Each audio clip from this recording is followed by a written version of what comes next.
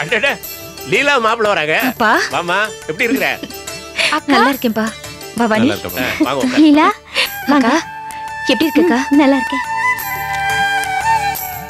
வீட்ல எல்லாரும் சௌக்கியமா? நல்லா இருக்காங்க மாமா. ஓய் செல்லம், எப்படிடா இருக்க நீ? ஐயோ அக்கா, அது ஏன் கேக்குற? நைட் எல்லாம் ஒரே அழுகிற விஷயத்துல அப்படியே நம்ம தனக்கா தான். என் குழந்தைய கிண்டல் பண்ணாத குட்டி பிசாசே. நீ முன்னாடி வேணா அப்படி சொல்லலாம். இப்ப நம்ம வீட்ல குட்டி பிசாசே இவதான். பவானி, குழந்தை எல்லாம் பிசாசுன்னு சொல்லக்கூடாது. அப்பா, அவ சும்மா விளையாட்டுக்கு தானே சொல்றா. இவ்வளவு சின்ன பிள்ளை தானே. அப்புறம் மாப்பிள்ள வியாபாரம் எப்படி போகுது? நல்லா போயிட்டு இருக்கு மாமா. அப்புறம் வேற என்ன விஷயம்? எல்லாம் நல்ல விஷயம் தான். கடை ஒண்ணு பார்த்து அட்வான்ஸ் கொடுத்துட்டேன். அப்படியா? நாளை மறுநாள் திறப்பு இல்ல, நீங்க அவசியம் வந்துடணும். நிச்சயமா, நல்ல காரியமாச்சே. தனனி, நீங்களும் போஸ் சகலையும் வந்துடணும். கண்டிப்பா வந்துடுறேங்க. இருங்க, காஃபி கொண்டு வரேன். ஏ லீலா, நீ உள்ள வா. பவானி நீ வா.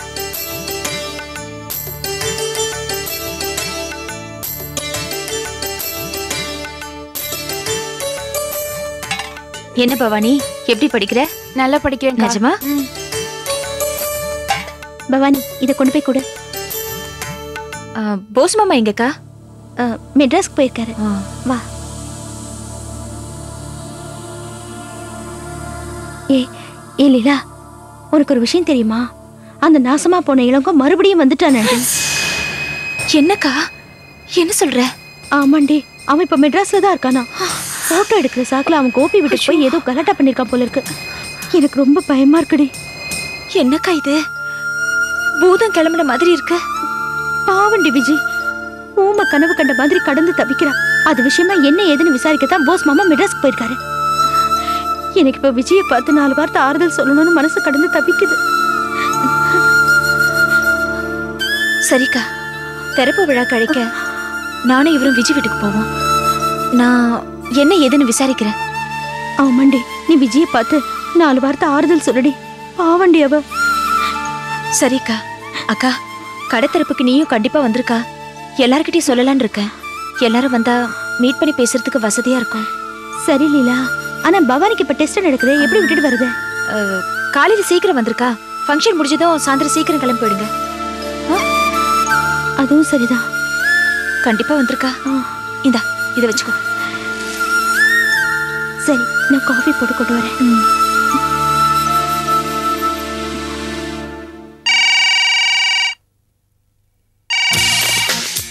ஹலோ. ஹலோ சரளா, நான் தான். என்னங்க, எப்படி இருக்கீங்க? நான் நல்லா இருக்கேம்மா. சரளா, உனக்கு ஒரு ஹாப்பி நியூஸ் சொல்ல போறேன். நான் சீக்கிரமே அங்க வர போறேன். அப்படியா? எப்போ வர போறீங்க? இன்னும் 4 நாள் நான் அங்க இருப்பேன். ஐயோ, எனக்கு எவ்வளவு சந்தோஷமா இருக்கு தெரியுமா? எனக்கும் தான். எப்படாப்பா புறப்பட்டு வந்து உன்னை பாப்போம்னு இருக்கு. ஆமா சரளா, நான் வரும்போது உனக்கு என்ன வாங்கிட்டு வரட்டும்? எனக்கு ஒண்ணும் வேண்டாங்க, நீங்க வர்றதே போதும். என்ன சரளா, நான் இப்பவே உனக்காக என்னென்ன வாங்கி வச்சிருக்கேன் தெரியுமா? சாரி, பர்ஃப்யூம், உனக்கு பிடிச்ச மியூசிக் சிஸ்டம். எதுக்குங்க இதெல்லாம்? அதான் ஏற்கனவே இதெல்லாம் நம்ம கிட்ட இருக்குல்ல. இருக்கட்டுமா, இருந்தாலும் உன்னை பார்க்க வரும்போது சும்மா வர முடியுமா? அது மட்டும் இல்ல, நான் ஊருக்கு வந்த உடனே அந்த சிவசாமியும் ரமேஷையும் ஒரு வழி பண்ண போறேன். ஐயோ, எதுக்குங்க இதெல்லாம்? விட்டுடுங்க. போ சரளா, நீ வேணும்னா பெருந்தன்மையா இருக்கலாம், என்னால அப்படி இருக்க முடியாது.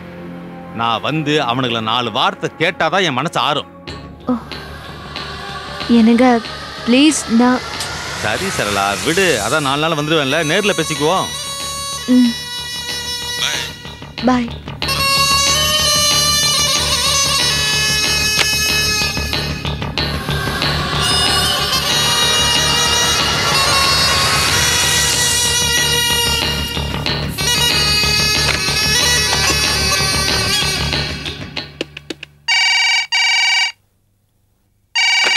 ஹலோ, மாணிக்கம் இருக்காரப்பா? இல்லைங்க, வெளியே போயிருக்காருங்க. எங்க போயிருக்காரு? வீடு வரை போயிருக்காருங்க. ஓஹோ, அவர்கிட்ட ஒரு முக்கியமான விஷயம் பேசணுமேப்பா. வீட்டுக்கு போன் பண்ணுங்க நீங்க. சரி.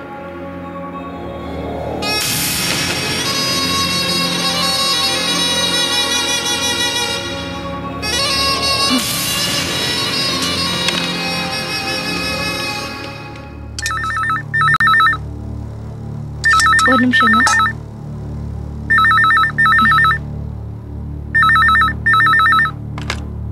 ஹலோ ஹலோ, மாணிக்கம் இருக்காரா? நீங்க யாரு? நான் சரளா பேசுறேன்.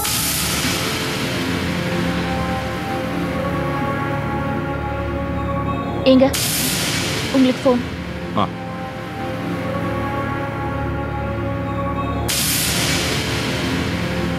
ஹலோ ஹலோ மாணிக்கம், நான் சரளா பேசுறேன். ஆ. ஒரு முக்கியமான விஷயம் பேச வேண்டியிருந்தது, அதான் வீட்டுக்கே ஃபோன் பண்ண வேண்டியதாகிடுச்சு. என்ன? என் வீட்டுக்கார் ஃபோன் பண்ணிருந்தாரு, இன்னும் 4 நாள்ல இங்க வராராம். நான் தான் உங்ககிட்ட முன்கூட்டியே சொல்லியிருந்தேன்ல, அவர் இங்க வந்தாருன்னா எனக்கு அந்த பணம் தேவைப்படும்னு. நீங்க சீக்கிரமா அந்த பணத்துக்கு ஏற்பாடு பண்றது நல்லது மாணிக்கம். சரி, இன்னும் 4 நாள்ல ஏற்பாடு பண்ணோம். 4 நாள் இருக்குல்ல, ஏற்பாடு பண்ணிடுறேன். ஓகே, வச்சுட்டுமா?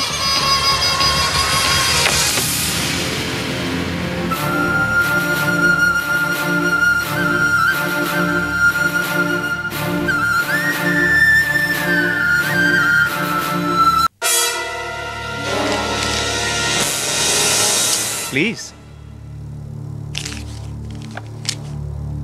நம்பர் சொல்லுங்க.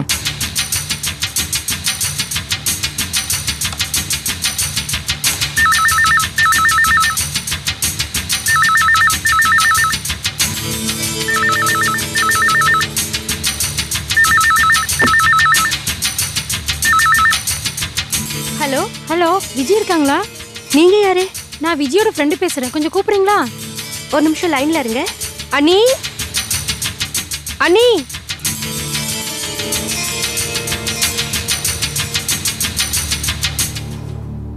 அண்ணி உங்க ஃப்ரெண்டு யாரோ லைன்ல வெயிட் பண்றாங்க, இந்தாங்க.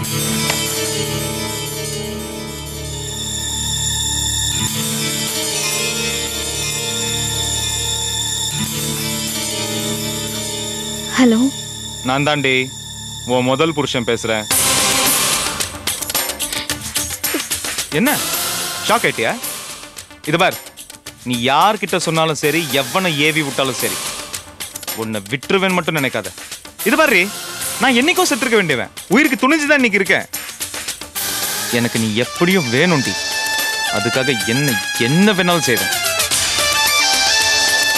ஆரம்பத்தில் நான் உன்கிட்ட சாதாரணமா கெஞ்சி தாண்டி இருந்தேன், நீ தாண்டி இந்த பிரச்சனை பெருசாக்குன. எனக்குள்ள இருந்த தீய ஊதி விட்டு நீ தாண்டி பெருசாக்குன. ஆமா, ஓ மாம அந்த மதுரை வீரம் போஸை ஏவி விட்டுருக்கியா நீ? எனக்காக அருவாளோட அலையறானா? இது பார், முதல்ல நான் அவனை தீத்து கட்டிடுவேன், அப்புறம் உன் புருஷனை காலி பண்ணிடுவேன். உன் விரல கூட தொடாம போய் சேர்ந்துருவான் பாவம். அதுக்கப்புறம் நீ தனியா இருப்படி, உன்னை தூக்கிட்டு போறது ஒன்றும் பெரிய விஷயம் கிடையாது. இப்போ சொல்லு, உனக்காக அந்த 2 முட்டா பசங்களும் உயிரை விடணுமா? தேவையில்ல, அவங்க பாவம் தானே. வந்துரு, நீயா என்கிட்ட வந்துரு, நம்ம 2 பேரும் எங்கேயாவது போய் பொழைச்சிக்கலாம். உன் மாமனும் புருஷனும் இங்க பொழைச்சி போட்டு பாவம். டேய் வாய மூடுறா. நீ நினைக்கிற மாதிரி எதுவுமே நடக்காது.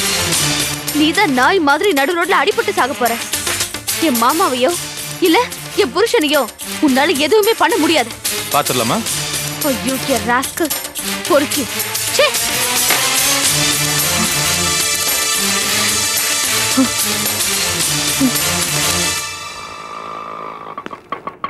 இந்தாங்க.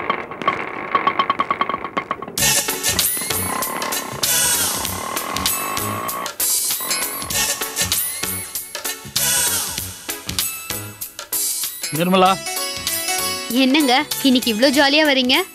ஜாலியா இருக்க ஒரு காரணம் இருக்கு. இந்த பார், V Santhosh Universal Trading proprietor card அப்படி இருக்கு. கார்டு நல்ல வழவழன்னு அழகா இருக்குங்க. ஐயோ, கார்டை கொடுத்தா அது என்ன கலர்ல இருக்கு, என்ன ஸ்டைல்ல பிரிண்ட் பண்ணிருக்குன்னு பார்க்காம ஏதோ பட்டி காட்டு பொம்பளை மாதிரி கண்ணத்துல வச்சு தேய்க்கிற. உன்கிட்ட போய் கொடுத்தா. எக்ஸ்கியூஸ் மீ, ஒரு நிமிஷம். Anti, anti. என்ன மாப்ள? இந்தாங்க. என்ன மாப்ள இது? Visiting card. இந்தாங்க, உங்களுக்கு ஒரு கார்டு. நீங்க தானே ஃபைனான்சியரு. இந்தாங்க, உங்களுக்கு ஒன்று. செல்வம். என்ன சந்தோஷ் இது? போச்சுடா, விசிட்டிங் கார்டு. விசிட்டிங் கார்டுன்னு தெரியும், அது ஏதோ பிட் நோட்டீஸ் மாதிரி எல்லாருக்கும் கொடுத்துட்டு இருக்கீங்களே, இதோட பர்பஸ் என்னன்னு உங்களுக்கு தெரியுமா? தெரியும் சார், உங்களுக்கே தெரியும்போது எனக்கு தெரியாம இருக்குமா? அப்புறம் ஏன் சார் இவ்வளவு காஸ்ட்லியான கார்டை விரைவு பண்ணிட்டு இருக்கீங்க? என்னப்பா இது, கோடிக்கணக்கில் வந்து பணம் கொட்ட போது ஆஃப்டர் 750 ஒரு கார்டு 7,000 ரூபாவா? ஆமா. எதுக்கு மாப்பிள்ள இவ்வளவு செலவு? என்னங்க 2 கலர்ல மட்டமான பேப்பர் அடிக்கிறது இது காய்கறி கமிஷன் வியாபாரமா? இன்டர்நேஷனல் பிசினஸ்ங்க.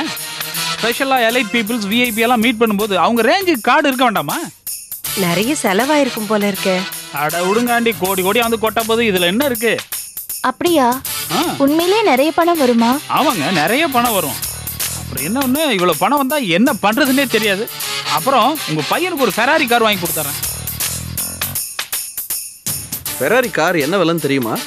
75 பிளஸ் இம்போர்ட்டட் டியூட்டி எல்லாம் சேர்த்தா 1.25 வரும். ஓ, அவ்வளவுதானா? 1.25 லட்சமா? அதுக்கு ஆட்டோ தான் வாங்கலாம். 1.25 கோடி. அது என்னங்க அப்படிப்பட்ட காரு? அதான் நம்ம டெண்டுல்கர் பரிசா வாங்கிட்டு இப்ப கோர்ட்டுக்கு வீட்டுக்கு அலைஞ்சிட்டு இருக்காருல, அந்த கார்.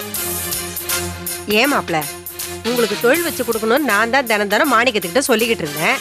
என்ன விட்டுட்டு யார் யாருக்கோ என்னென்னமோ செய்ய போறேன்னு சொல்றீங்களே, அப்ப எனக்கு என்ன செய்ய போறீங்க? நீங்க ஒன்றும் கவலைப்படாதீங்க, உங்களுக்கு ஒரு கண்டெய்னர் லாரி வாங்கி கொடுத்துறேன். எல்லாம் நேரம் தான். இந்த வீட்டுக்குள்ள வெறும் ஆளா வந்தாலும் அவங்களுக்கு கிடைக்கிறதெல்லாம் கிடைக்கதான் செய்யுது. ஆனா ஒண்ணுடா மாணிக்கம், இதோட சரி, அடுத்து இந்த வீட்டுக்குள்ள வர்றவ சாதாரணமானவளா இருக்க கூடாது. படு பயங்கரமா இருக்கணுமா? அப்படி இல்ல மாப்பிள்ள, செல்வத்துக்கு வரப்போறவ ஒரு பெரிய இடத்து பொண்ணாதான் இருக்கணும். அவ இந்த வீட்டுக்குள்ள வரும்போது எல்லா வசதிகளோடையும் ஐஸ்வர்ய லட்சுமியா தான் வரணும். அப்படியா? ஆமா நிர்மலா, அக்கா தம்பி அண்ணன் தங்கச்சி இந்த பிக்கல் புடுங்கெல்லாம் இருக்க கூடாது. அழகு பணம் ரெண்டும் சேர்ந்த ஒருத்தி தான் இங்க வரணும். நீங்க சொல்றதெல்லாம் வச்சு பார்க்கும்போது இந்த குவாலிஃபிகேஷனோட ஒரே ஒரு ஆள் தான் இருக்கு. யாரு? ஐஸ்வர்யா ராய்.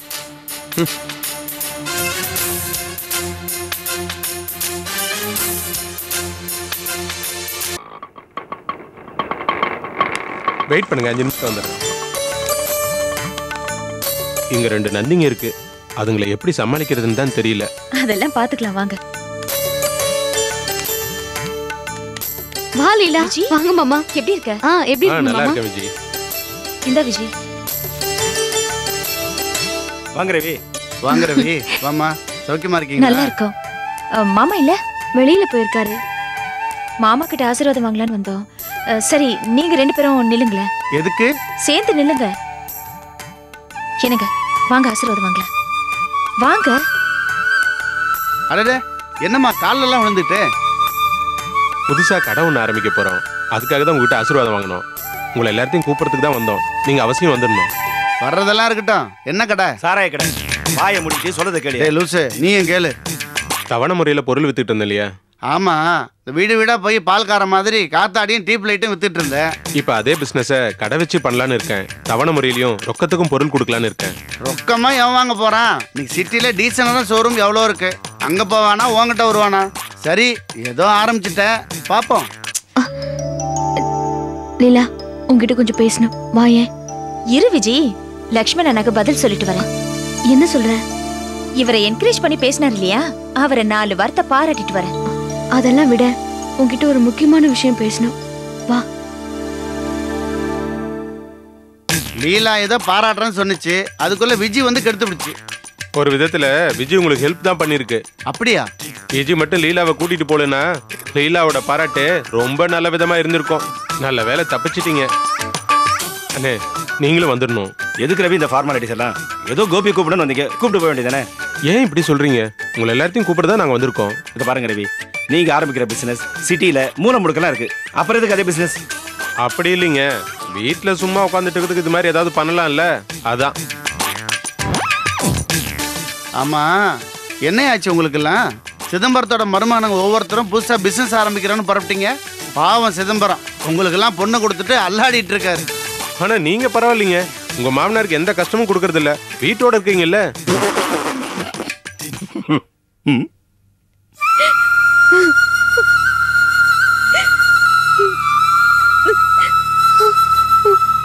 என்ன விஜய், இவ்வளவு பிரச்சனை நடந்திருக்கா? ஆமா லீலா, தினம் அவனோட டார்ச்சர் என்னால் தாங்க முடியல. இப்படியே போயிட்டு இருந்ததுன்னா என்னைக்காவது ஒரு நாள் நான் செத்துருவேன். தினம் நான் துடிச்சிட்டு இருக்கேன் தெரியுமா? அந்த மாதிரி எல்லாம் பேசாத. சரவக்கா சொன்னாங்க இந்த விஷயத்தை அவர்கிட்ட சொல்லிட வேண்டியதானேன்னு. ஆமா விஜய், இதுவும் நல்ல யோசனையா தான் இருக்கு. ஏன் அவர்கிட்ட இன்னும் சொல்லல? நான் சொல்லணும்னு தான் நினைக்கிறேன். ஆனா சொல்லணும்னு போகும் போதெல்லாம் ஏதாவது ஒண்ணு நடந்து கடைசியில சொல்ல முடியாம போயிடுது. வாங்க ரவி, எப்போ வந்தீங்க? இப்பதான் வந்தேன்.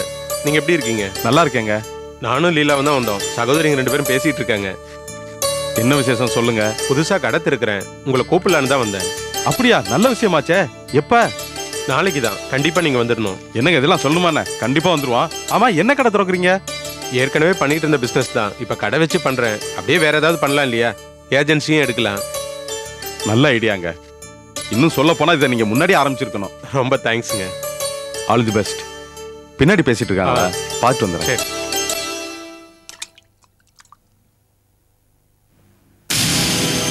அழாத விஜய், எல்லாம் சரியாயிடும். இங்க பாரு, மனசை போட்டு குழப்பிட்டு இருக்காத.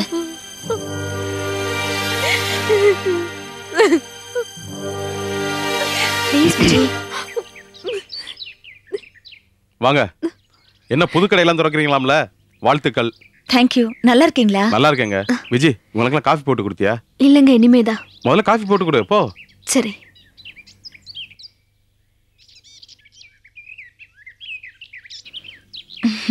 அப்புறம் எப்படி இருக்கீங்க? வாங்க.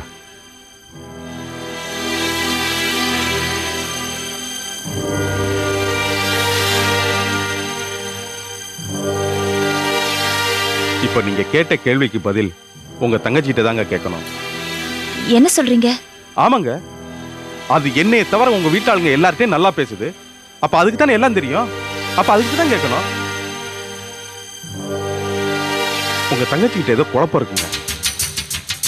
நானும் என்ன ஏதுன்னு ஏகப்பட்ட தடவை கேட்டேன். இது வரைக்கும் பதில காணோம். கெஞ்சி கூத்தாடி கேட்டேங்க. நான் ரொம்ப கேட்டேன்னா அதுகிட்ட இருந்து அழுக மட்டும்தான் பதிலா வருது. எங்கிட்ட தான் அழுகுதுன்னு பார்த்தேன். உங்க வீட்டாளுங்க யார் வந்தாலும் தனித்தனியா கூப்பிட்டு வச்சு அழுதுட்டு இருக்கு. என்ன ஒரே ஒரு வித்தியாசம், எங்கிட்ட அழுக மட்டும்தான் செய்யுது, உங்ககிட்ட பேசிக்கிட்டே அழுகுது. உங்க தங்கச்சிக்கு என்னங்க பிரச்சனை?